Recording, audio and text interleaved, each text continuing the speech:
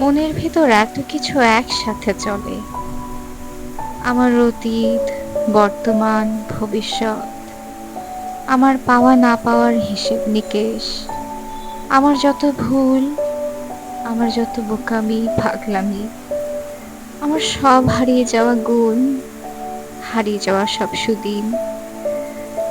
জীবনের এই যে ধারা, এত কিছু একসাথে ভেসে বেড়ায়।